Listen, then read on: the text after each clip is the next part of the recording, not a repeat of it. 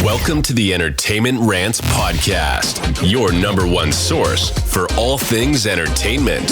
Join host Marco Mazzola and his fellow ranters as they sound off on the latest movies, TV, and the world of entertainment. Now, here are your ranters for the hour, Marco, Mila, Larry, and Bruno. Hello again, everybody, and welcome to the Entertainment Rants Podcast. I am, as always, your host, Marco Mazzola, and we are brought to you by the Subculture Podcast Network. You can find us online at bio.link/Subculture Pod Network. We host many different amazing podcasts, such as the Dork Wars Podcast, the Entertainment Rants Podcast, Portal Hole Publishing, Tricker Delight, the Iconis Podcast, and just added Rebel Rock Radio. All right, gang, we are here tonight to do our annual A Christmas Carol from the North Shore Music Theater. All right, I think we've come up with a kind of an idea. Amy and I came up with an idea that I think this is going to be our last podcast of the year, every year. So we'll take the rest of December off after this one, and just let this be our annual end of the year podcast. I like it. Yeah, Yeah, I think that's I like we'll it. go with that. So let's go around the room and introduce our ranchers. We have my wife, Amy. Hello, Amy. Hi. And of course, we have Larry. Hey. And Billy. Hello. And a special guest, Mike Ciceri.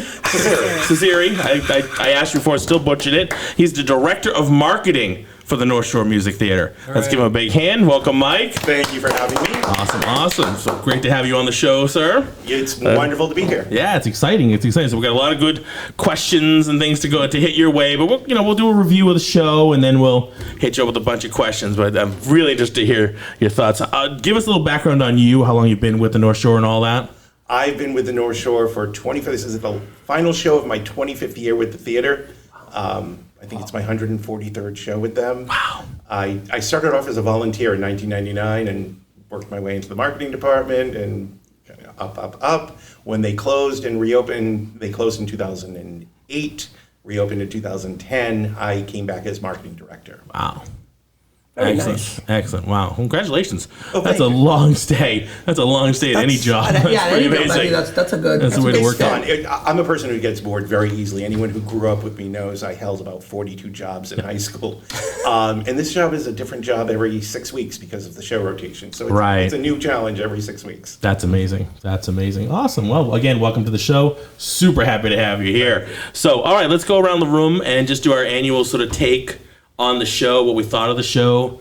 And, this is our third year doing it. Amy, this is your third year with me. Yes. Larry, this is your It's my first. first year with Larry. And Billy, this is your second. Second. All right, let's go with our first time person. Let's start with Larry.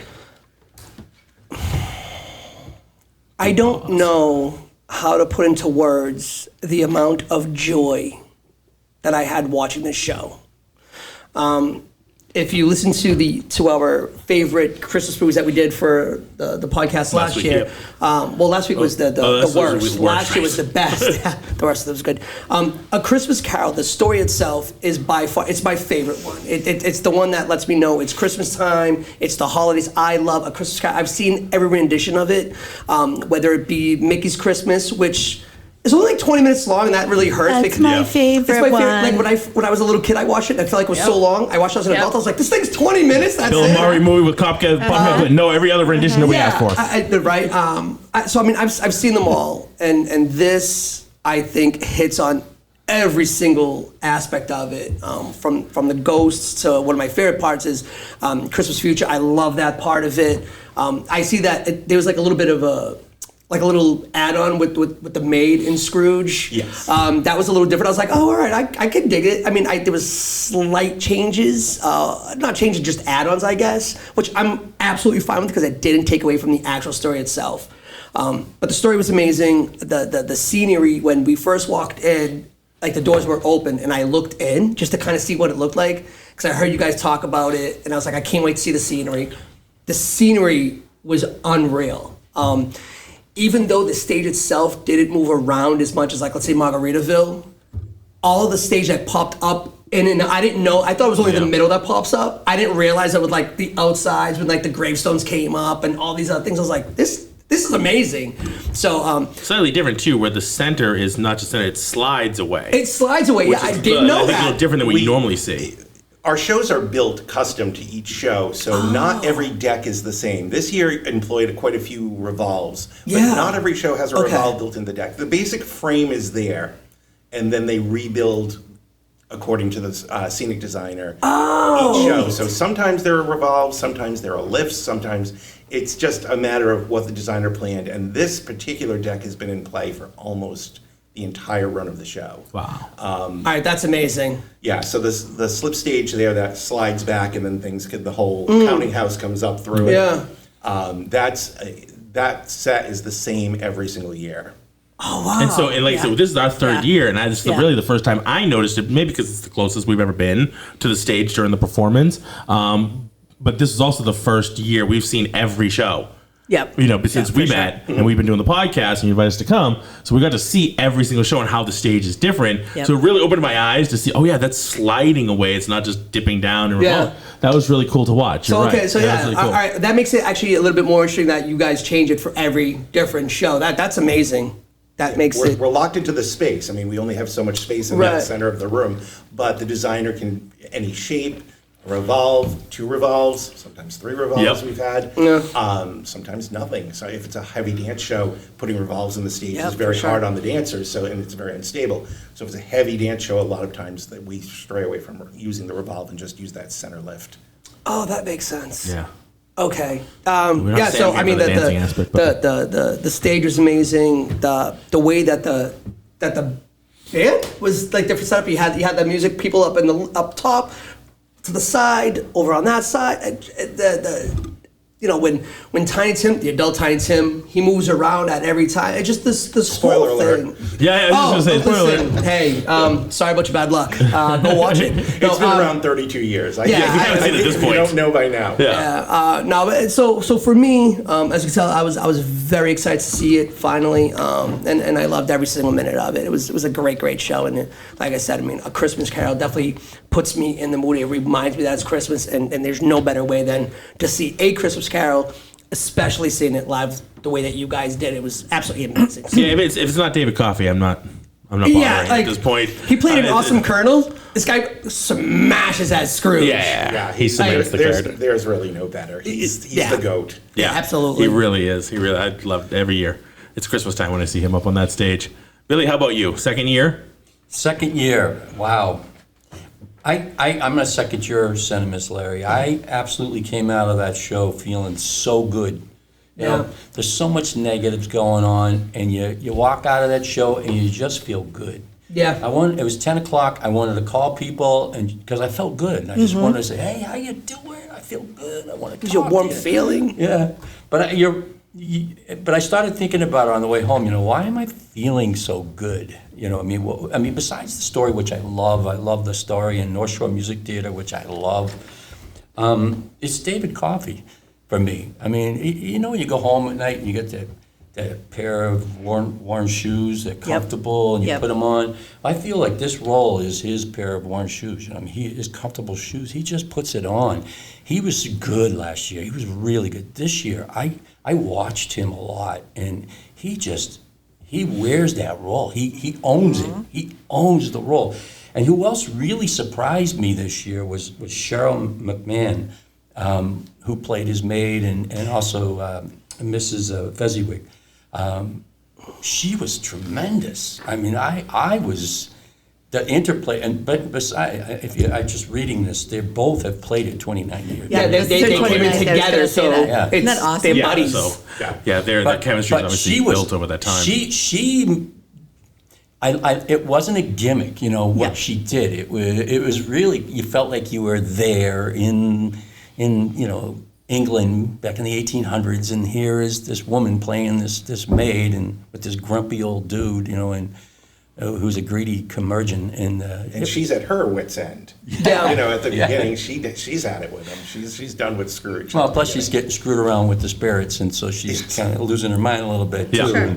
But then she played Mrs. Fezziwig. I recognized her, but she brought genuineness to the part. She drew me in with her touch. She touched every one of the actors on stage on their face with their hands. It drew you into the moment, because it's a great moment. That whole remembrance for a Christmas Past for for Scrooge and that particular part.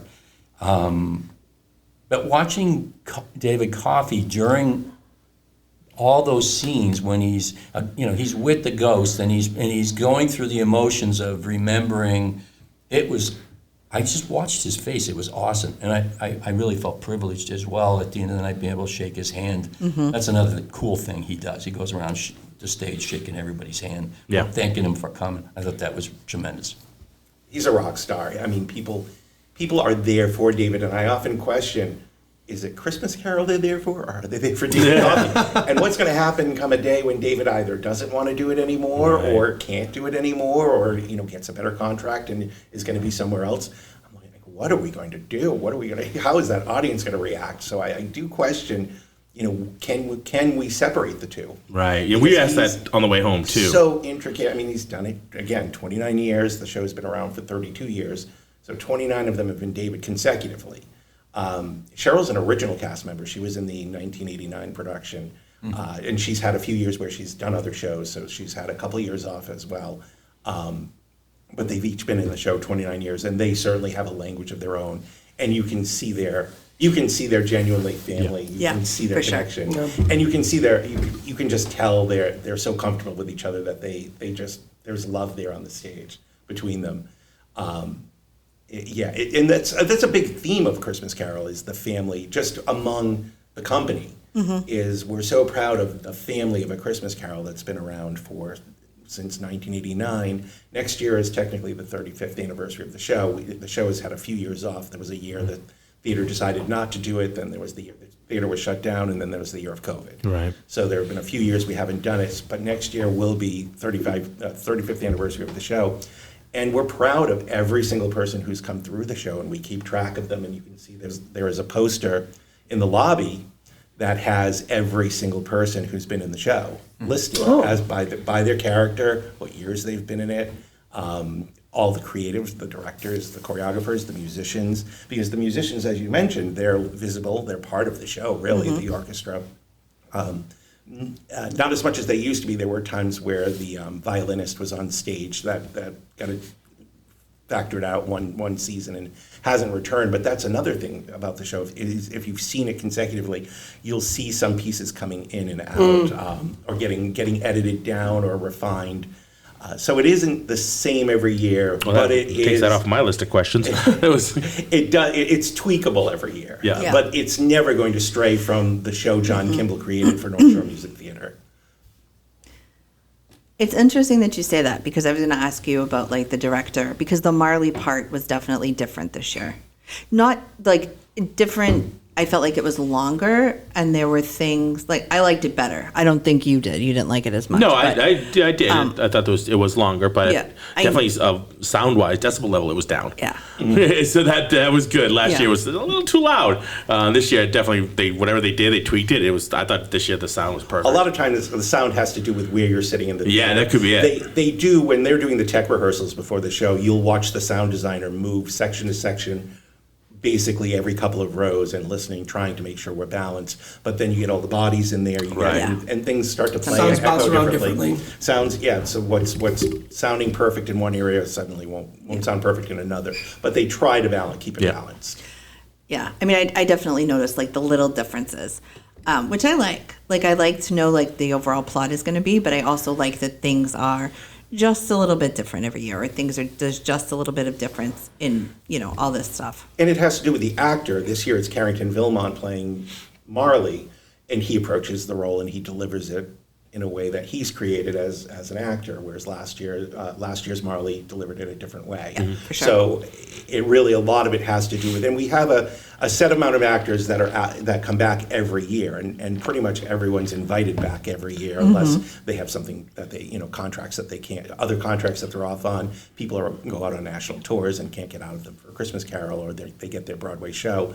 But we try to keep it as family as we can. Yeah. So you'll always see a set amount of people that are returning. This year's cast is 2/3 returns and 1/3 brand new.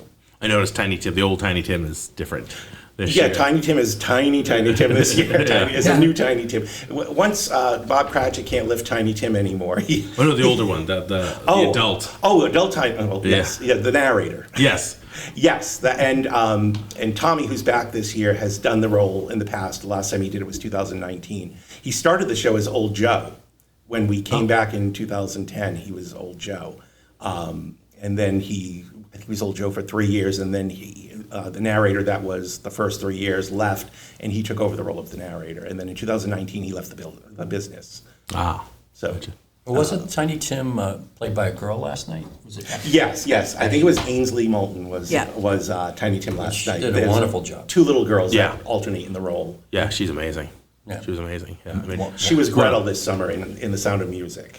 Oh, that's right. she was wonderful in that. too. Yeah, I mean, what a Yeah. powerhouse to be able to hold on to that role and do that even if they're alternating. Even if You know they're what I mean? alternating, it's a lot for a child that lot. age. Luckily, she's super show busy. I mean, she really is a good little child actor, and she's really into it and dedicated to it. And her mom works at the theater. Her mom works in the education department at the theater.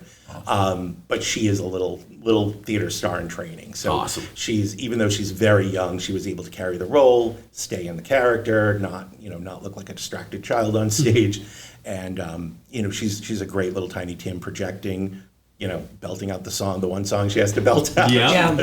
Belted it right out. But yeah, the focus is there. Yeah. You see, even during the parts on where she's top of not things. doing and the accent, something. carrying an accent. Yep. I mean, they're all speaking English accents. So, a young child doing it, and the kids are having a blast doing it. You can kind of tell. She played through some stuff too. At one point, where Bob Cratchit lowers Tiny Tim to the ground and he hands him his crutch, and it was kind of fumbled, and he was looking forward when he handed it down, and she had to kind of reach back and grab it, fumbled with it, but she handled it like a pro. I mean, I was really amazed. I was like impressed. That's pretty cool. Yeah, I didn't notice that, but I think I was in the How old opposite is side she? of the theater. She's either 6 or 7. Wow. She's a young girl. Yeah, Wow, that's amazing. that is amazing. And Definitely. that, in front of that many people and the bright lights and all that stuff, she was amazing. Kudos. Did everybody get to? Did you get to your? No, but I'm just going to echo what they said I know. too. Like I think it was wonderful. My favorite part of the show is Christmas Present. Is the Ghost of Christmas Present. It's not always, but in this particular show, I love the way that it is presented. The people who've done the role. It's been 3 different people every year, and they've all brought their own twist, which is lovely. It's my favorite part is when Christmas Present comes out, and that entire scene he's on stilts, and just the way he projects his voice. Or last year, I think it was a woman. She did a great job too. But and I think at this point, like having seen it 3 times, you start to notice like, oh, this is a little different, and that's a little. And I like that. I like that I can see it. Like I noticed for the first time that Meg and Belle are the same actress. Yes, this year she is. There are some years where they separate it out, but for the past few years it has been the same actress, which makes sense to keep Belle, who is Scrooge's lover in his youth in the Christmas Past scenes, and then you have Meg, who's his nephew's wife. So there's each character has an existence in the past and in the present. I like that. Yeah, me too. The only one who doesn't is Fred. His nephew. Sometimes we talk about what could we do to make Fred? Could Fred be Fezziwig? Could Fred be Marley? Could Fred be how could we get Fred? An alter ego so that every single person has like a past and a present. So that connects them. Yeah. Yes. Yeah. I mean, this is definitely my favorite show of the year, and there's been some amazing shows this year, but this is definitely the one I look forward to every year. I definitely do. I went with someone last night who's never seen it before, and he asked me after, and he said, I found people clapping at unusual points, and I said, it's like church for a lot of people. There are targets in the show to hit, and when they're hit, they're people's favorite things, and they just clap for it. It may seem unusual, but there are just certain scenes or certain moments, and when Marley goes down into that stage after his speech, and we call it the garbage disposal. He goes, he's brought to the center of the stage. Yeah. People will clap. People will clap at David Coffey's entrance. My friend's like, why are people clapping? I said, Because that's David Coffey. It's David Coffey. You'll get it by the end of the show. Yeah. I mean, and plus, if you know his history, that he's done it so many times, it's like. But people come back to this so But that was my often. next question. There are so many repeat customers. I don't know if you have stats on that, but like sort of the audience overall throughout how many are repeat. We find if you just look at the general sales, you'll see there are people that come every year. There are people that come every couple of years, and people that come every 5 years. So it's got a wave to it in attendance, and you can tell that's why. It's people just do it periodically, but there are the diehards that just come every year and they eat it up, and like church, they just know the motions of it, Right. and they're appreciative of this is when we clap, and this is when we when the turkey comes on stage, people get excited, Right. And it's amazing because we watch, we're Christmas people. We love Christmas. So we'll watch the same movies over and over again. How many times we watched Elf already this year? This year alone, we've watched it a number of times. Like, I don't understand why people wouldn't come back every year to see it. You're gonna watch. You watch A Christmas Story every year. You probably watch A Christmas Vacation every year. Why wouldn't you go back and see this show every year? It's amazing. If you like those other things, you're a Christmas person. Yeah, of course. And that's we have one of your people stops. who come back, and now it's the kids are coming back. They come with their kids, and now their kids are coming with their kids. You've got 3 generations. It's a generational thing. Yeah, we're playing. Once Christian's old enough, we will definitely be bringing him as a tradition. We've seen kids grow through the show. We've Sure. seen kids that have come in as Tiny Tim and grown up and grown to be Peter, and then they go away for a little while. Then they're back as the adult actors in the show, and that's when I start feeling old. Yeah, I know that feeling. So Yeah, like I was reading. I was actually reading. There's a lady named Kat Shanahan, who is the additional wig design, and she's seen every year since she was 2 years old, and she's an adult now. She's finishing out her 10th season at North Shore Music Theater. I can't imagine taking Christian when he was 2. I mean, We tried. So I don't know if you know. We tried when he was two or 2.5, something, to see the Curious George. That's right. We lasted about 5 to 10 minutes, and he wanted to run up on stage, and that was it. Like, we couldn't get him to stop trying to run up on stage to be with Curious. We're like, all right, we're out of here. But that's what the children's theater, when Yeah. we do the children's theater programs, it's what it's for. It's to expose them. Yes. Everyone doesn't have to be. They're about an hour long. Yeah. Hopefully there's enough attention span for that. But it is to build kids up to wanting to see theater. Yeah. And, once they pass, I don't want to see, not that I don't want to see, you bring a 4-year-old to A Christmas Carol, you're going to end up in the lobby at some point because the child's going to be scared. It's dark, and I think that's one of the things I love about our production is it doesn't shy away from the Dickens darkness to get to the joy. Because without that, Marley's those dark future, Yeah, you don't get the max out of the transformation and his and Scrooge's transformation. So I love the dark parts of the show and how over the top Marley is. But imagine that at 4. Yeah. Exactly. Yeah, that's where our thoughts. Like, okay, when do we bring our son, who's only 3.5? So not yet. It's a judgment game. Yeah. I think if kids can, you know what your child can handle, and you'll know when they're able to handle this type of imagery. Well, we're going to try for Madagascar, and we'll see how that We'll see goes. how- We'll see if he can sit through that for Not 1 want to hour. run up on stage. That'll be a great one. I know the costumes in that. It's very visually something. So even if he doesn't want to watch the plot, the costumes alone are enough to keep you watching. He loves music, he loves dancing, and he loves that kind of like costuming stuff. So it should be a good one for him. It looks We a can just strap lot him like into the seat. movie. I mean, it's really amazing, the costumes for that show. It's gonna be a great one in the spring. So before I start on my questions, anybody else have any questions for Mike? I got a couple. Okay. Sure. They're really basic stuff. Like, how many people does a theater actually hold?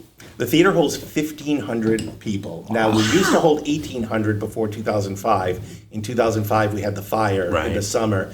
And when we had the fire, they had to reinstall, all the seats had to be removed that were in there.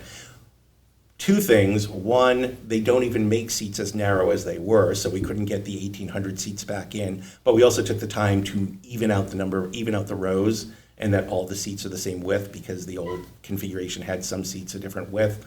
And then also the legroom as well. So we lost a few rows. We also had to come into compliance with handicap laws because we weren't grandfathered in. So we built that stadium section with a handicap section because we have to have handicapped accessible seating in every price point. So we lost 300 seats in the fire, but the theater holds 1,500 people. I got one more question. Sure. All right. How many people have fallen into the center of the stage? Not really, not the center of the stage. I've watched one almost go in, but a dancer was on a lift that was going down, and he wasn't supposed to be standing, and it was going down, but he recovered. Okay. But we have had in the past, we had Bob, when he stands up and applauds during Fred's speech, he stood up and he went over backwards. No. And he's in that very narrow section called the vom.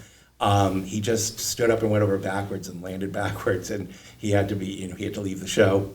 Luckily, we had somebody who had been in the show many years and just knew the role from being in the show many years, and he stepped right in. And was able to take over for a few days. Wow, that's a hell of an understudy. And how big is it underneath there? I mean, it's about 14 feet down. There's the top of the deck that you see that people walk on.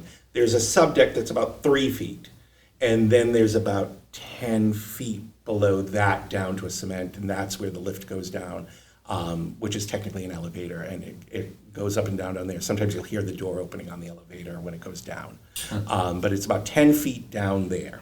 Huh. Wow. I guess you there's never no realized. extra. So when you see that center, those are the walls. So it goes down. The walls down there are the same as the size of the deck. Right. Okay. So there's no wing space down. They go down there. They have to go scoot out underneath that vom area where the scenery comes in and out, that ramp.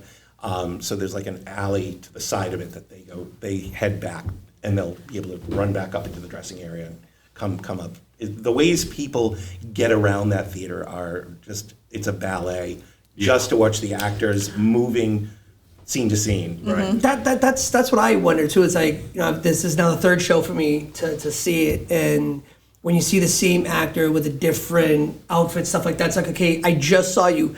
Literally in a minute and a half, it's boom, it's a costume change. I'm like, that's really fast. I saw you in the middle of the stage, you just came up from behind me. There are temporary costume change areas.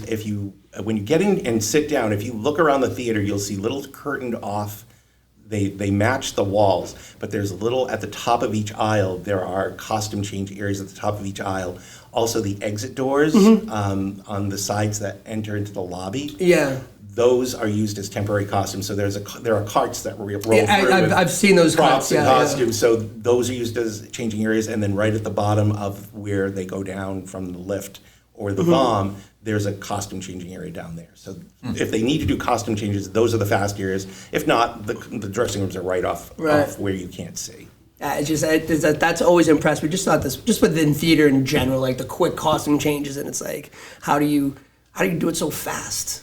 It's like magic. We have a dressing team that's just phenomenal. The wardrobe team at the theater just have it down to a science, and it's all plotted out. They really have, certain people have dressers, and certain people dress themselves. Yeah.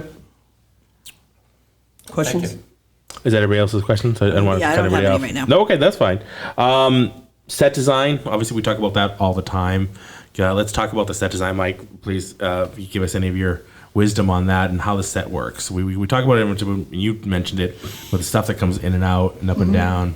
The original set was just a clock face, basically. So it was a flat set. It didn't it had the lift, but it didn't have the sky orchestra. It didn't have all of the automation that you see now. When Howard Jones redesigned the set, I think in '92, Howard Jones redesigned. This is the set you see now that we just hold on to every year. It's disassembled, put into a truck, stored on the property, and then we bring it out and oil it up and make sure it's still working and replace what needs to be replaced. So it is the same set design that we've had. The only real difference that has come into the set design was the flying from Marley, which we were told for years that you can't fly in the round.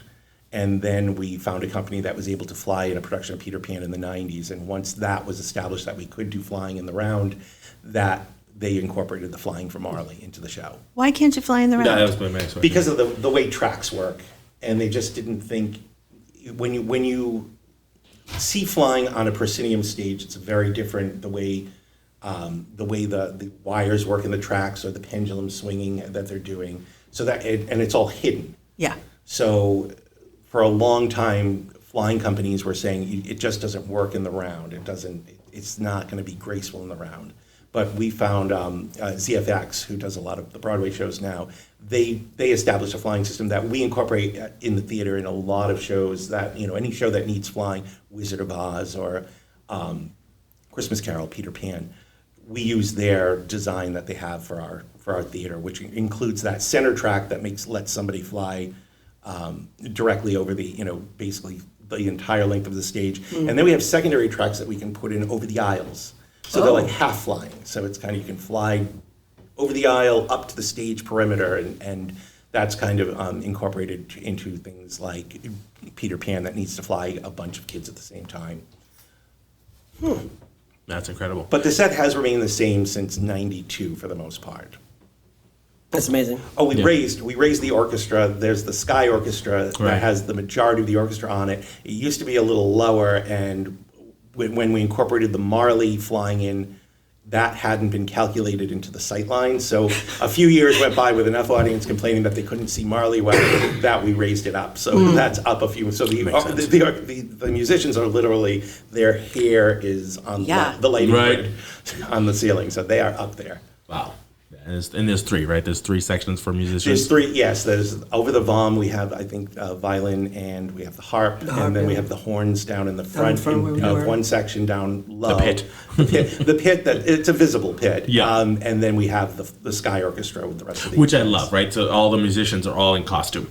All costume. Yeah, it's incredible. They're all part of the show. Yeah. There's, the horns are incorporated into the show. Into the show, present scene. Yeah. So yes, they are as much a part of the show as the actors. Yeah. I love that. And the costumes, so that was the next question, not question, but the next part of it is, one of my favorite parts is the costumes.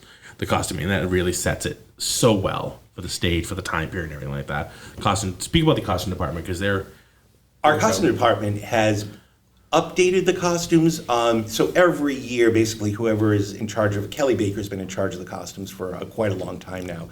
So they either adapt them, or they may need to build a new one if an actor comes in that's a different size than of the previous person that played it.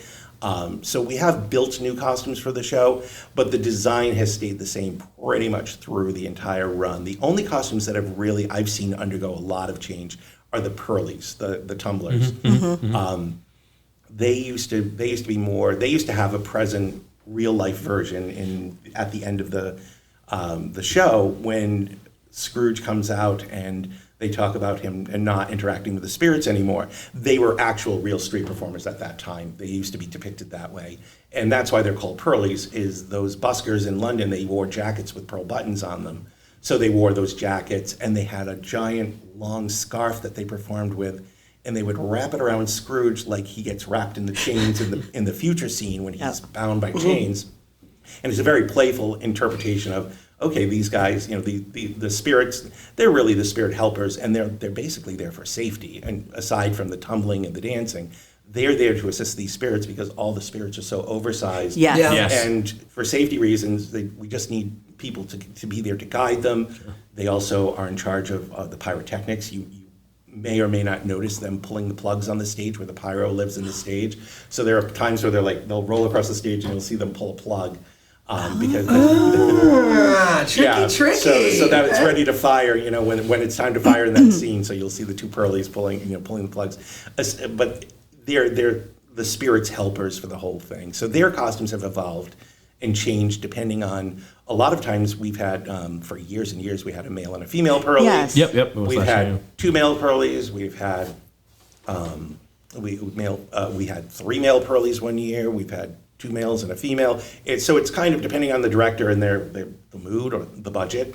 The Pearlies can grow or shrink, but the costumes have kind of adapted based not year to year, but they've grown to be more customized to each scene. So they're probably the ones that have undergone the most change while I've been doing it. And maybe you noticed that last night. Like that was one of the things you and I talked about on the car ride home.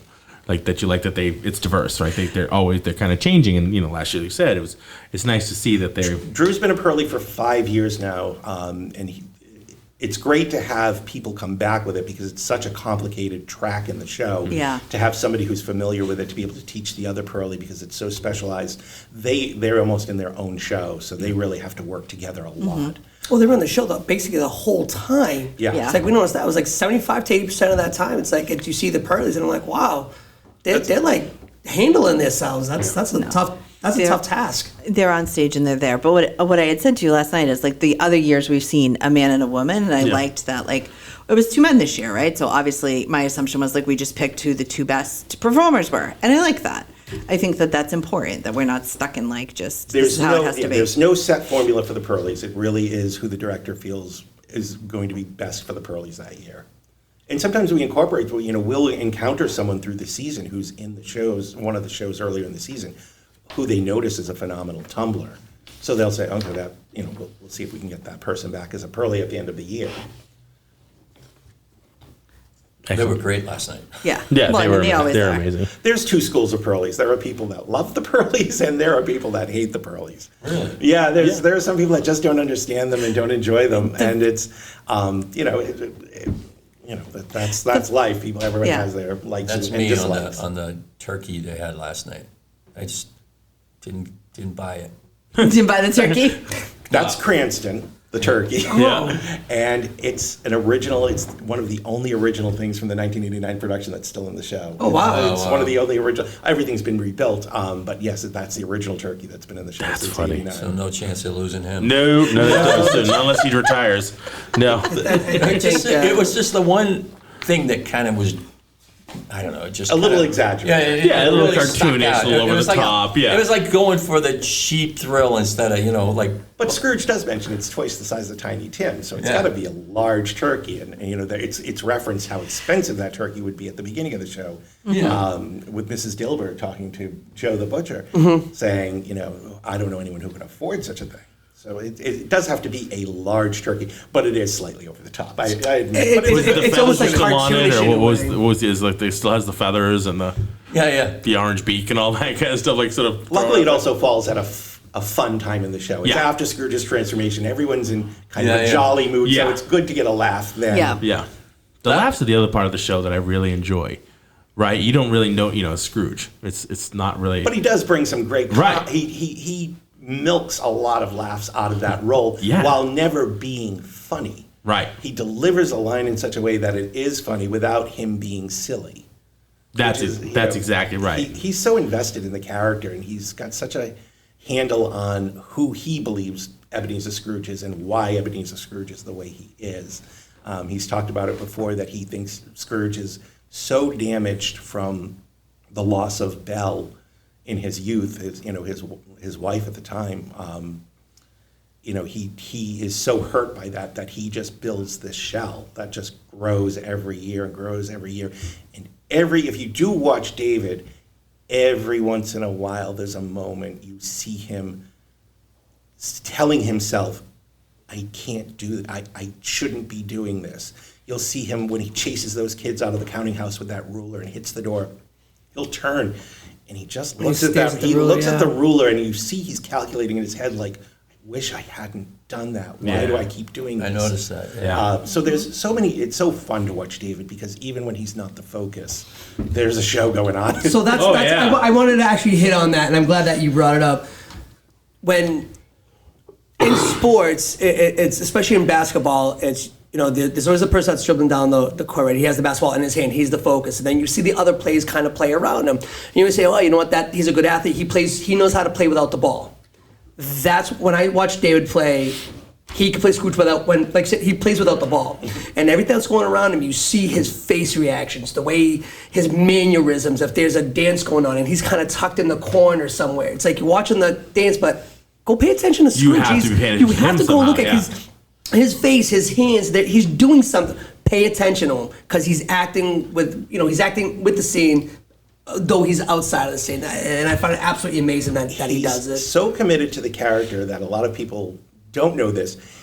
When he goes to make his first entrance, you see him arrive in the aisle, coming up the aisle for that first entrance of Scrooge. When he leaves his dressing room, he's Scrooge. And if you're late to the show, you'll see him walking through the lobby, and he is Scrooge just walking through the lobby to get to the place. He is in that part to win. I mean, it is 100% commitment to the role.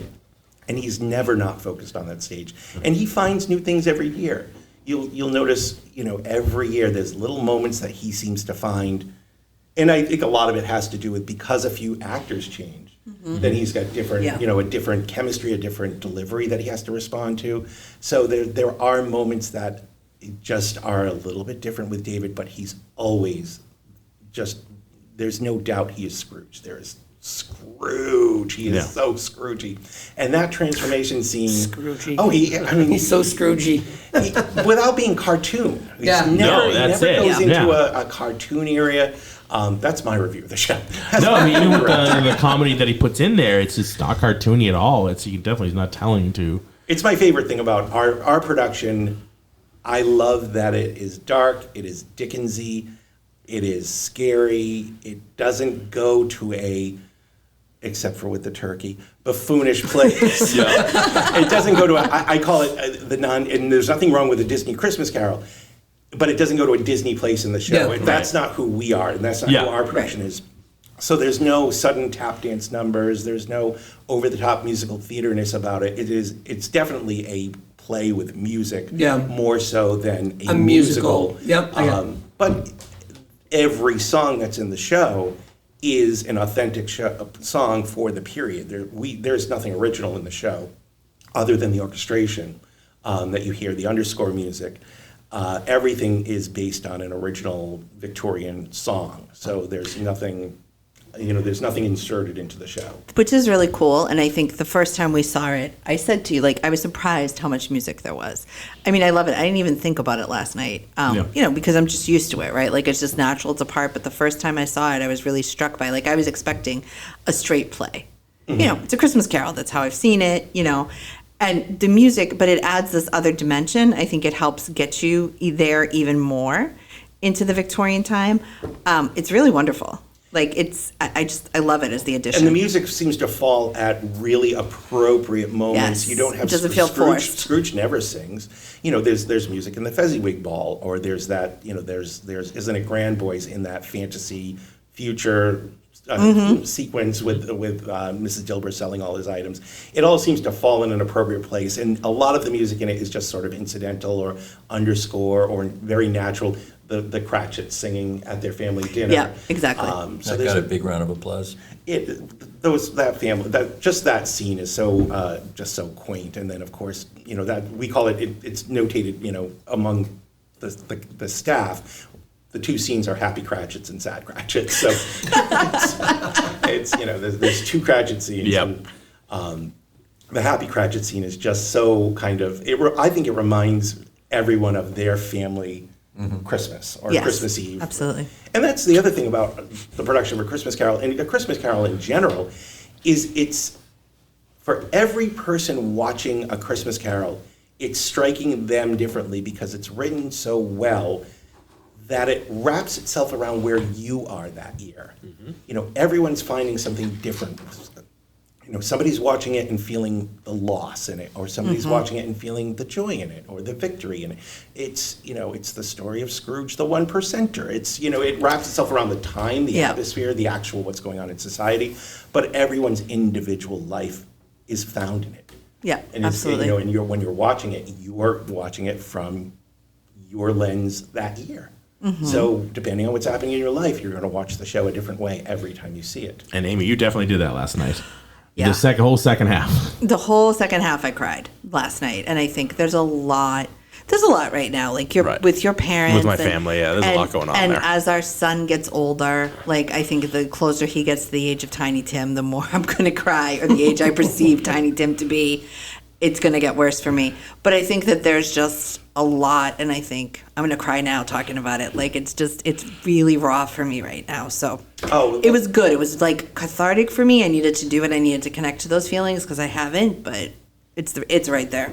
It is. I've dealt with a lot of loss this year, and it's a tough moment for a lot of people when Tiny Tim passes away, and the way Bob reacts to it. Yeah, that's absolutely. The vulnerability of Bob breaking down, and not Mrs. Cratchit. Mrs. Cratchit trying to keep him strong. Yeah. And just how that is played, it rips your heart out. Yeah. And again, those moments are there to to anchor the joyful moments. Absolutely. At the end.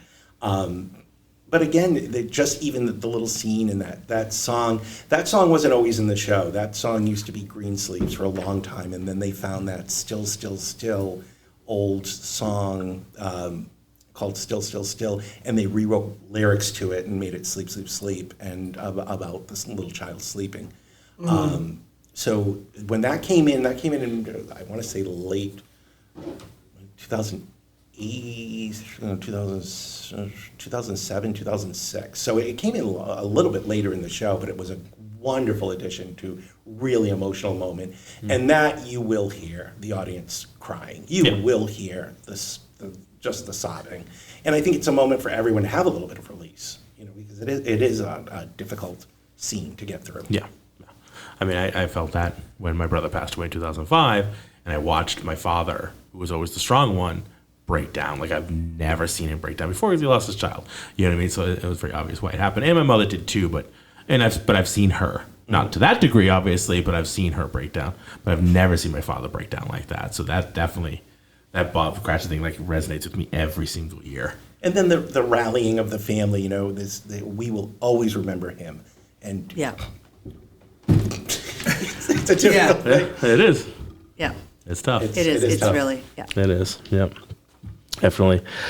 So how does it, you've obviously probably seen this in other productions or other places. How do you think North Shores differs from other places? Well, that's the great thing about A Christmas Carol is it can be interpreted so many different ways. And you will see theater companies that interpret it full musical, full play, very, very dark, or very, very funny. And there are theater companies like Trinity Rep in Rhode Island that reinvents it every single year. It's the basic story of A Christmas Carol, but it is a full different production every year, and that must be so much fun for their subscribers and their customers that come back every year. Yeah, because it's like, what version of... You just don't even know what you're going to Christmas get every year. You don't know if it's going to be a male Scrooge, a female Scrooge. You don't know if it's going to be musical, not musical. And their theater, they can adapt from the round to proscenium, so sometimes it's a proscenium show, wow. straight like a normal Broadway show, and sometimes they're in the round, sometimes they're in thrust. So it's always kind of an adventure to go there. But there's local productions of A Christmas Carol that are as beloved as North Shores in their communities. There's Merrimack Reps, and there's one in Portsmouth, and there's one in Worcester, and it's such a fun show to see people interpret. That's when I go see them, it's always, well, that's an interesting take, and we have our own unique thing in ours, and they have their own unique things that they do, and they have their church moments, like I talked about earlier, that their audiences just love. So it's hard to compare them because everyone's taking their own approach to it. There's no set A Christmas Carol to do. It's not like going to see South Pacific, and everyone gets the same exact script and music, and you have to produce the show based on that script and music. It's not going to look the same everywhere, but it's going to be the same exact show. Right. Yeah. That makes sense. Has anybody else seen it anywhere else besides North Shore? No, why would I ever want to? Maybe before. Maybe before. The last thing I saw was Disney's version with Will Ferrell and singing and dancing, which I was like, whoa. Spirited. I enjoyed it. That's the Apple one. I did enjoy it. I couldn't believe Will Ferrell could actually sing. He can't sing. Don't give him that much credit. Have you seen it, Mike? Oh, I've seen it. I love Spirit. Ryan Reynolds was fantastic. We watched that religiously. We probably watched it like 17 times already this season alone. We love that, but nobody in that movie can sing. Oh, I thought Ryan Reynolds did a great job. I actually thought it was hard. I thought it would have been very funny if Ryan Reynolds replaced Hugh Jackman in The Music Man. Yes. Because that Christmas tree number is very Trouble in That's River her favorite City. one. That's my favorite. Her favorite song. That's And my I said, favorite. boy, it would play into the whole Hugh Jackman, Ryan Reynolds rivalry, Yeah. That they have out there in the zeitgeist, their playful friendship rivalry. To have Ryan Reynolds come in and replace Hugh Jackman would It's have been very very- funny. And he is very musical, Ryan Reynolds, and I Yeah. thought he was a decent singer. Oh, I love Ryan Reynolds. I think he's hysterical. Oh, he's great. He's got my favorite. My quote on favorite song is parenting the ever. Good Afternoon song. Okay. And so I was wondering, like, was it you that, who was asking? Was it you? me. It was Larry was asking, because they go through that, like, right? Like, Scrooge does that, I think, with Bob Cratchit, right? Was that added to the show, or was that the same as last year? They do the whole good afternoon, good afternoon, good afternoon. Keep It's pretty screaming much at the him. same script, yeah. Okay. This year, I really found, and I'll say, this year I noticed the book scenes seemed to be delivered in a bit of a clearer way, in a more natural way. It didn't seem so period speak back and forth, and especially the Fred Scrooge interaction in the counting house when he's trying to get him to go to Christmas dinner. It felt it was delivered with a lot more pauses and inflection, and it didn't seem like just a straight through monologue where people will just rail through the entire thing straight with no pause. It really, you saw Fred sizing up Scrooge and trying to almost, Scrooge is not wanting to even look at Fred. And he's trying to get in his face, and he's trying to look at him and get his attention with what he's saying. So to answer your question, no, the good afternoons are always there. Okay. Maybe we just notice it more because I watch Spirited so much. And it's a That's huge what part of popped the in my show, head, right? 'cause They told me about it, and I was like, hey. That's triggering. It was a trigger. We didn't realize that meant what it meant, or was supposed to have meant. Fred reminded me with your father. My dad? Yeah. It's like I just felt like Fred just had this, this level of tolerance and patience that he was just, he was trying to get somewhere, you know, and he was trying to wear down, this stubborn old fool, and it just never giving up, and it just reminded me of my relationship with your father. Yeah. I can see that, Very Billy. stubborn There was guy. a lot. There was a lot last night that I was like, Oh, so you're the Fred character. I was Fred. Yeah, okay. I was gonna say, wait a minute. Yeah. There's I no way wasn't my dad's Scrooge. not Scrooge in that scenario. No, just look at my bank account. You know I'm not Scrooge. Yeah. That's awesome.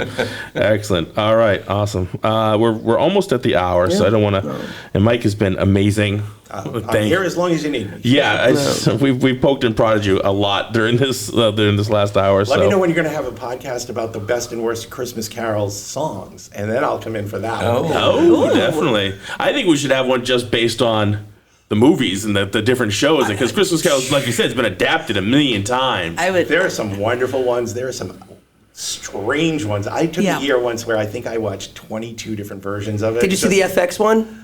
Yeah, that was dark. That was super dark. And honestly, because it's the change that they did with that, that's probably one of my favorite ones. Because it gives you two stories. It gives you the story of Scrooge, and it also gives you a story of Marley. What's happening with Marley while he's in the abyss trying to. The idea is Marley's trying to get to move on, but they're like, no, you're in purgatory until you change him. Pretty much, we only watch National Lampoon's Christmas Vacation, Elf, and then some version of A Christmas Carol. Yeah, we watch Spirited, Scrooge. whether it's Scrooged. Yeah. A Muppet's Christmas Carol. Yeah. Love it. Mickey's Christmas Carol. We watch. Yeah, we watch pretty that's much. nostalgic for me. Pee-wee's Christmas Special. That's my. Is that one? jam. That's amazing. I love that Christmas. I think the Pee-wee Christmas Special is genius. If you watch it, it is such a wonderful parody of the old Christmas specials, but they also play on the Rankin Bass animated claymation. And that's it's just really smart and clever and so right in line with, Paul Rubin's comedy. It's such a great Christmas special. Can we watch that instead of the mice? Yeah. Yeah. Let's never watch the mice again. So she cannot stand the 'Twas the Night Before Christmas. The old Rankin Bass I'll tell you one. I'll tell you what though. I'll take that over the Santa Claus any day. Oh. No, Santa Claus the Santa movie. Claus the movie. I love the Santa Claus. Santa Claus the movie. Right? We can't talk about this anymore. I can't. We can't. See? Wait. I know, it's going to be fist thrown for Christmas. I can't. You ever seen the Santa Claus the movie? Which is what we talking about? That's David Huddleston with Dudley Moore and Jonathan Lithgow. It came out like 87. Yeah, it's the 80s. I don't think I've seen John that one. Lithgow's I like was the thinking toy about Santa maker, and Claus. then Dudley Moore runs away from Santa's house and goes to work for him. I have not That's seen a very that one. different one. It is very different. It's so very awesome. different. Burgess Meredith plays. I mean, they call him the elf, but it looks like Father Time to me. And it's just in the show. There's a boy who's homeless throughout the whole thing, and that just We watched this in first grade. I had to leave the room. I cried over this homeless kid. Cried. I had to leave the room. They called my mother to come get me. I was hysterical because this kid was homeless Spoiler on the alert, he street. makes out in the end. He's Santa's best friend. He comes back and he ends up living at the North Pole. But I didn't make it to that part. Well, he you was should've. living on the street. Why were you guys warming watching his that at hands first over- grade? Oh, please. That's What kind Warming of his school hands system over- is this? it's Wakefield Public Christmas. Schools. Maybe it wasn't. Maybe it was like third or fourth. But Still. I'm old enough that I cried, and they had to remove me. Oh my. I was very upset. Yeah. I can't watch it. And that's one of my all-time favorite Christmas movies. I can't watch it. To watch every single year. I love it. It's funny. I always loved movie props, things like Okay. that. And there's nothing. You can't find anything from that movie. It's one of those old time movies. Like back then, they just threw everything away. Threw everything away. Even just like the candles that they come out with when the elves first come out to meet him, and they're all holding those giant candles like made it look like houses. Like I would just love to own one of those. I mean, they had a ton of them. Everybody, I know, right? Everybody had one. Yeah, and it was all real props back then, right? It wasn't CG. Put all these people in. It was in the '80s. So I would love to have had one of those, but I can't find them anywhere. No. Oh, that's so sad. Now we know why you have so many storage units. That's right. It's for all those Funko Pops. That's right. Absolutely. The amount of crap we have, yeah. Bill Haney, who owns North Shore Music Theater, has a big movie prop collection. Does he? Yeah, You should talk to him. I'm gonna have. Well, I got to hook up now. I just read his, We got the bio insight. today. He's an amazing man too. I mean, he's got a lot going on. He's got a lot going on in his bio, and he's got a lot going on that isn't out there yet. He's always working on a project. He's just all over the place. We had to poke you at least one time about this mysterious project that's coming up that you're going to announce in January. Yeah. We just legally can't say it. We're under contract. Oh, I know. I'm just going to poke you, though. I know. It's been difficult, but for this particular show, we just are under such a strict contract, and that has to do with other productions that are going on or a tour coming through, or it has to do with a lot of different. And we're all on producers. pins and needles. We're all on pins and needles. We really are. We're It'll so be worth excited. it. I'm sure it will be. It'll be worth it. No Everyone doubt. will be happy, and it just is difficult for us on the marketing side because it's hard to sell a subscription. How do you sell something that How do you can't tell? say, hey, come see 5 shows next year, but we can't tell you one of them. We hope come you on. trust us enough to know it's going to Well, be that's the point. If you're already wonderful. getting subscriptions like that, really, Yeah. I mean, we would do it because we know the productions, and then we know we've never had a bad show. We love going there, So I fell in love with it as a subscriber in '95 when I first moved up to Boston. I started going up there, and I wrote a letter to John Kimball, who ran the theater, and after a production of Hair that just blew me away. And I said, look, these are my skills. This is what I can do. I don't know if there's any place for me at North Shore Music Theater, but I would love to work there. And they called me in, and they just wanted to get to know me. And then about 9 months later, they called me and said they had a position that was open. Come and interview. I went in and interviewed. And the next day they called me and they said, we're taking away the position. We're not going to have it. We have some budget issues, and we need to move the money somewhere. And I happened to be working at an advertising agency at that time, and they had just cut me back to 4 days a week. And I said, well, I have a free day every week, and I can float it. I said, would you want a person in your marketing department 1 day a week? And they said, oh, we'd love that. So I started going up there 1 day a week and just, being in their marketing department and helping out there and learning. And eventually they just took me on. Eventually they hired me full time, and then I became the publicist, and then I became, I don't know, I've had more titles, more offices, more desks, more bosses over these 25 years. Electronic media manager, director of marketing, and that's the final one. I don't think there's anywhere after that. Retired. Retired. That's amazing. I know. The shows for next year, I'm really excited for Fiddler. I love Fiddler. Billy does too. Billy's with me on that I'm a one. big Fiddler fan. I love Fiddler. I'm looking forward to $1 Million Quartet. That's the one I'm looking forward to. I think that'll be interesting. Tootsie. Yeah, Tootsie. Yeah. Tootsie's interesting because they play with the movie a little bit. I with love the movie. The premise of it. It doesn't take place in a soap opera. It takes place in a Broadway show. Okay. So it makes it a little more theatrical. That's but right. other than that, it's one of the, I will tell you this, it is one of the funniest books. Like just the scenes and the jokes are nonstop. And your head will hurt just from laughing at the book scenes. Never mind the music. Just that is worth seeing alone. I'm interested to see how Titanic is going to play. That was going to be my next one. How does that play out? Titanic is not Titanic the movie made into a musical. So there's no Jack, there's no Rose, there's no My Heart Will Go On. Okay. But it is Thank God. It is the story of Titanic. It is, Molly Brown is in it. There are the real I love people Molly that Brown. were on the boat, and it does tell the stories of the 3 classes and the workers on the boat. And it goes through the whole thing and the architect and there is a representational sinking of the boat. But in the Broadway show, you never saw the boat, ever. It's everything that's going on outside. It's all the different stories that are happening. You never physically Yeah. saw it. And of course, being in the round, it's going to have to be a very well thought out set to create the different class levels and be able to tell the story in different sections of the ship. It's an very character driven. It's not a musical comedy in any way. It really is more of a sung through. It's like the Evita, that feel of a sung through. But it's factual. It's based on all the facts of Titanic. But it is not the movie. So no Jack, no Rose, no Celine. I'm okay with that. Yeah. I'm okay with that. Even No when King of the World. That's fine. Even when the movie came out, like people why are we coming out with a Titanic movie? We know what happens. The boat sinks. Well, I was like, well, I get that. Spoiler alert, hey. Yeah, but there is a story behind, like you said, behind the different classes and everything. And that's when that movie first came out. That's kind of what I wanted to say. I was like, how are they gonna do this? So I was actually happy with the movie outside of the whole Jack and Rose thing. I was like, whatever, you guys are already. I like that it was like two movies. There was the romantic first half and then the adventure second half. Oh yeah, and Psycho Billy Zane. He's like, I'll just handcuff you all and let you all drown. He'd turn out to be a scumbag. I hate that guy. Pretty much in every movie he does. Pretty much, he hits that character pretty well, right? He does. What else do you have? We have Fiddler, which we're really happy to have because we've been trying to put it on our schedule for years, and it's been blocked because there have been so many tours and productions and revivals of it. It finally has come available to the regional theaters to do, and we jumped on it, and a lot of regional theaters are doing it. But it is such a beloved musical, and I'm excited because it's one of my favorite things I've seen. We did a production, I think, back in 2000 with David Coffey, who was Scrooge, was Tevye in that production. But it was one of my favorite things we've done in my 25 years there. I love, Is there something he's coming up in next? There really isn't anything cast at this point. All the casting starts in February for the most part.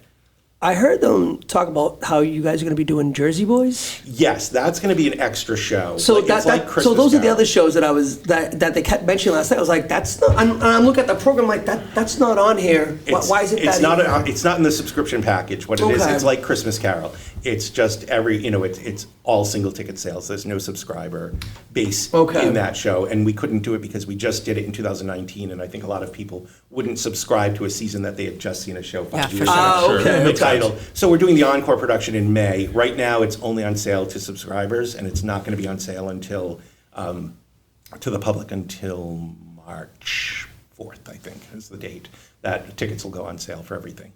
That's why it's not in the program. Okay, yeah, I think there was that one. The Midsummer Night's Dream. That's Shakespeare and Company. It's a 90-minute version, and if you like Shakespeare but don't want to invest 3.5 hours into a Shakespeare show, they're such a wonderful company and it's meant to be an education show. We do a bunch of shows during the week for school groups. That's why it's a 90-minute, and then we do one public performance on that Thursday night. Amazing. All right. I had one question. Sure. And this is really not out there. I just wanted, what do you want the audience to take away from this year's production of Christmas Carol? One thing. From this year's production of A Christmas Carol, again, I think that bounces back to what I said. It depends on what's going on in their lives. What we want is people to just have that family feeling or a warm feeling. Or as people say, if you read our Facebook comments, it's the official start of Christmas. Yep. So we hope people come out and just want to go home, light that tree, bake those cookies. I know this morning I started my Christmas baking. Yep. I'm starting tonight. Yes, we are. And my official start of Christmas is when Tiny Tim comes up through the floor. You wait. Of the show is when that opening moment when Tiny Tim comes up through the floor. Yeah. I'm like, oh, it's Christmas. Yeah. It's like, absolutely. This is the beginning. 100%. Yeah. The cookie factory opens tonight. I do so many.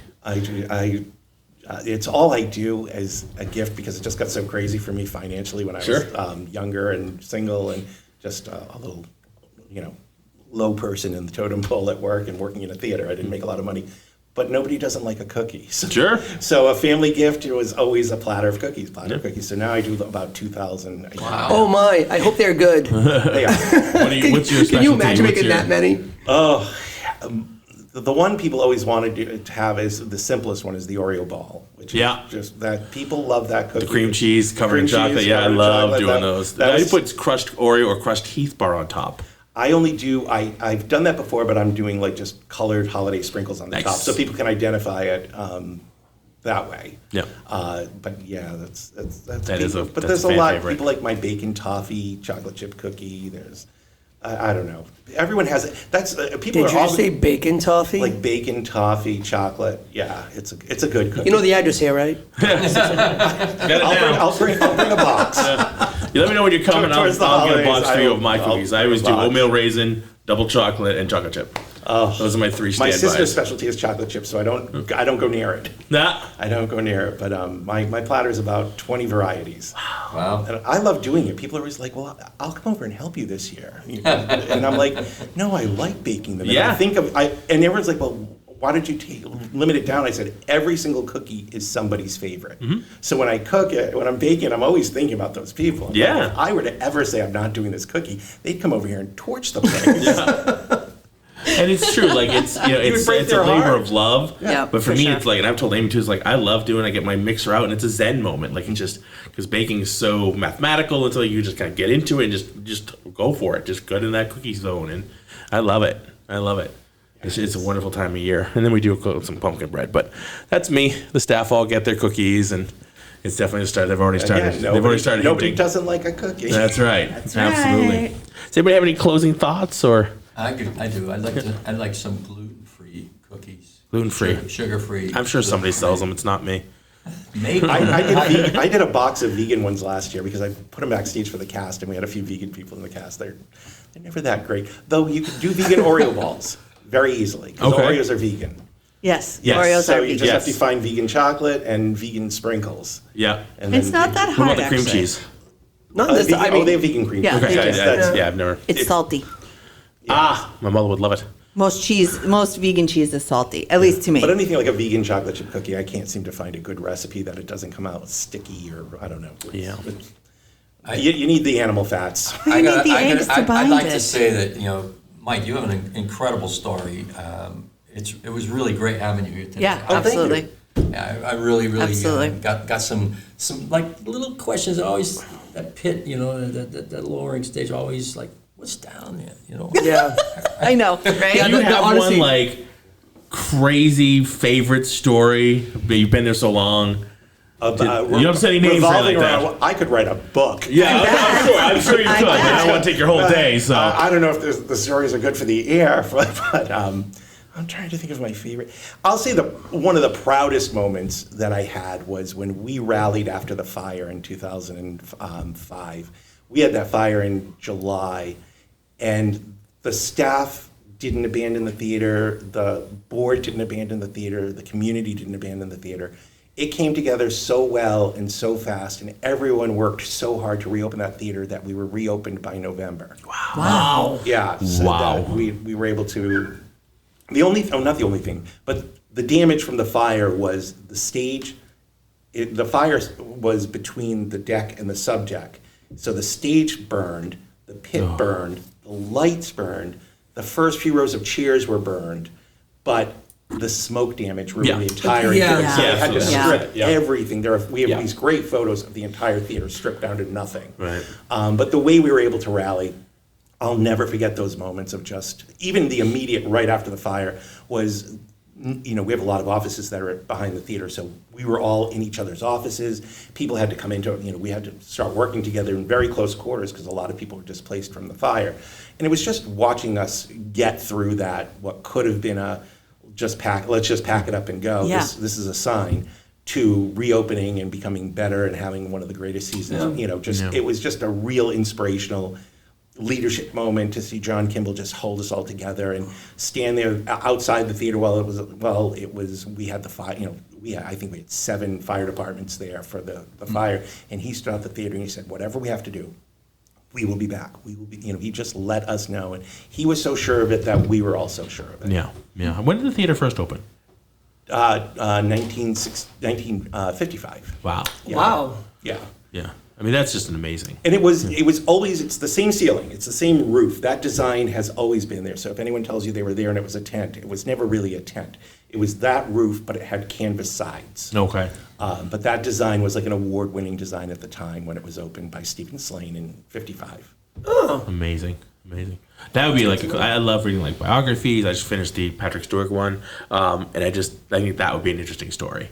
The story of the theater, like what's gone through since all the different stages and owners and different people directing. How did Beverly become such a hub of the arts? You've got the I know, Cabot, and the off Cabot, yeah. which is a phenomenal place, and you've got North Shore Music Theater, unbelievable. Which we know is the jewel of the North Shore. The Jewel of the North Shore. Yeah. But that's one of the things that's fantastic is if people don't want to see what's at North Shore Music Theater, there's no lack of other things to see in town. And that's another, the theater used to have a big concert series. What's happened with the music industry is at 1,500 seats, we sit in a very strange tier that most people won't play. So big acts won't play it because we're too small, and small acts won't play it because we're too big. We're not associated with any recording labels, so we're not a Live Nation venue, so Live Nation acts can't play us. And what happened was, with the Cabot opening and also Lynn Auditorium, there's a ton of venues that specialize in doing concerts, so God bless it. All those acts that used to be at North Shore Music Theater are now at other venues. So there's no lack of seeing concerts in the area. And we're very fortunate that they are there, and we'll have, and the casinos, I have to say, are starting to really scoop people up. So we have difficulty booking the level of acts that we used to book with the Tony Bennett's, and they're just not playing venues like us anymore. And you'll see that change is also reflected down at South Shore Music Circus and Cape Cod Melody Tent. We all used to put on those really big concert acts. It's just not an availability for us anymore. But we now just really specialize in the musicals. We do some concerts, but it's more small venue. We do half houses, and we bring in smaller, more specialty acts. We have a great disco show coming up. We have a lot of tribute acts will come through and play. We have that Voices of Hope that does 2 shows a year with us. They're doing a full-scale production of Hello Dolly in the spring. So we're really making ourselves available to the community more, and smaller acts, and things that are going to sell 500-600 seats. I'm actually interested in seeing that doo-wop thing that you guys are going to put together. Oh, Harvey Robbins does a fantastic. He's been doing that for years. The Doo-Wop Hall of Fame. He puts on I saw that actually while I was waiting in line to go to the bar, and I looked up. I was like, "Oh, well, I'll be damned! I want to see that." Yeah, he puts together wonderful acts to come in for that. That's always a fun experience, and it's a Sunday afternoon, which I know is the battle cry of the concert lover now is please do matinees. And it's a 2:00 Sunday afternoon show. Definitely. Excellent. All right. Well, again, Mike, thank you so much. Anytime. For being here. This was amazing. Like I said, this is a 3rd year doing this show, and I really enjoy having this be our end of the year. That's why I suggested is I know you must have questions, and it's hard. You've seen the show now 3 times. It'd be like reviewing the same movie 3 times. So, it's gonna get tedious for your listeners. So I'm glad you could ask as many questions. Not the new listeners that we end up getting. Yeah. I mean, God knows we only need the rest last year, so that's fine. We get some new ones. It's all good. It's all good. But again, thank you, Which Mike. episode alienated them all?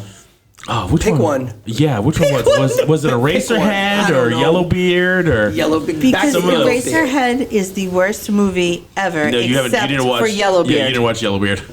No, I didn't. I refused. Yeah, definitely don't ever watch that movie. We watched it as a kid. I don't know if you've ever seen Yellowbeard, but we watched it as kids and we loved it. Then we watched it as adults, and Bruno and I are like, nah, that didn't hold up at all. That was the worst. Yeah, and then Mila made us watch Eraserhead. So, anyway, all right. Thank you, Billy. Thank you. Thank you, Amy. Thank you. Thank you, Larry. Thank you. All right, everybody. We are Entertainment Rant at entertainmentrants.com. I gave him the thank you, but I'll give him another one. Oh. Thank you, Mike. That's how we started it. Oh, that's how you started it? Thank you, Mike, for being here. Do you remember that? I don't think I was here. No, he wasn't here. All right, that's fine. Mike, thank you again. Just to make sure. You're welcome again. There you go. All right. Can I go on? It's your show. There we go. There we go. All right. Thank you, everybody. We're Entertainment Rants at entertainmentrants.com. Check us out online. Social media is at Entertainment Rants. I'm going to turn it over to Mike, though, because I want Mike to give us the North Shore, where we can get tickets and all that. Yeah, you can find anything about it in North Shore Music Theater at NSMT, like North Shore Music Theater.org, or our Facebook or our Instagram. And if you follow us on Instagram, you will see under the stage the orchestra pit, because we do the actor takeovers, and they love to show off the inner workings of the theater. So that's the place to really get some inside scoop about it. Yeah, I love their Instagram page. It's amazing. It's really cool. We follow it, obviously. Yeah, and I'm always on there. And so then I follow Mike as well. Those are both official NSMT. And where can you find you? I'm Mike Ciceri 2970 on Instagram, and Mike Ciceri on Facebook. Definitely, yeah. You do follow Mike too. He's got an awesome Instagram page. I love watching you. You go to a lot of shows, obviously, not just in North Shore, and you're always posting from them too. So it's really interesting to see all the stuff that you do on a week. But so it's pretty cool. My dog's the best part of my life. Yeah, right? It's amazing. It's amazing. All right, everybody. Thank you so much. We're gonna hashtag Let's Rant, and again, thank you, everybody. We're out of here. Have Merry Christmas, everybody. Merry Christmas. Merry Christmas. Happy holidays, everybody. We'll see you back in the new year.